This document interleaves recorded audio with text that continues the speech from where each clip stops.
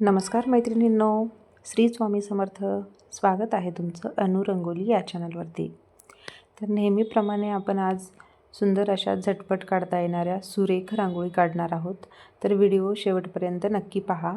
तर हे बघा, मी ते अशा 3 पाकळ्या काढून घेतल्यात आणि त्याखाली 3 रेषा दिल्यात आणि त्याखाली 3 ठिपके देऊन त्याला बोटाने मी असा आकार देऊन घेतला आहे आणि त्यामध्ये हिरव्या रांगोळीने एक ठिपका दिला. हे बघा, इकडे सुद्धा मी असे 5 ठिपके देऊन ते सुद्धा बोटाने असे हे केलेत आणि त्याला व्यवस्थित आकार देऊन मध्ये लाल ठिपका दिला आहे. हे बघा, मी ते ठिपके देऊन घेते आणि अशा प्रकारे बोटाने त्याला मागच्या साईडला ओढल्यावर अशी डिझाईन तयार होते. तिथे लाल रांगोळीने एक ठिपका दिला आहे. आपल्या रांगोळी पाहत चला.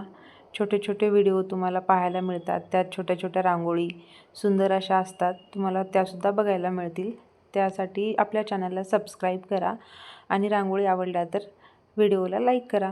तर हे बघा, मी इथे अशा रेषा देऊन घेतल्यात आणि वरती निळ्या रांगोळीने मी असे ठिपके देऊन घेते, एकावरती एक.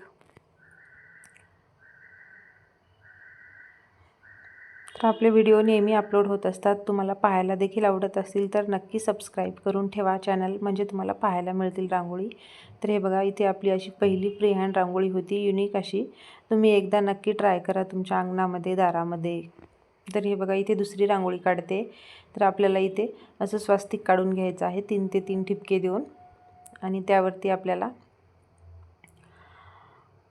मी बोटाने असा आकार देऊन घेते चारी साईडनी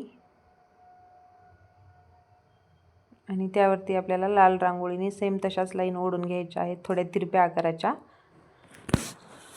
सोप्या सुंदर रांगोळी आहेत आपल्या. झटपट रांगोळी काढता येतील त्यासाठी मी तुम्हाला छोट्या छोट्या रांगोळी दाखवत असते. हे बघा, मी इथे लाल रांगोळीने सुद्धा अशा लाईन ओढून घेतल्यात आणि त्याला बोटाने आकार देऊन घेतला आहे आणि मध्ये सुद्धा आपल्याला असं स्वस्तिक काढून घ्यायचं आहे. हे बघा, त्याप्रमाणे मी असे गोल राऊंड देऊन घेतलेत आणि त्यावरती आपल्याला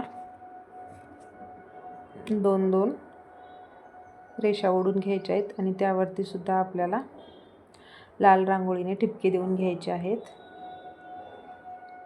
हे बघा, सगळ्या बाजूंनी आपल्याला असे द्यायचे आहेत. तर ही होती या भागातली दुसरी रांगोळी.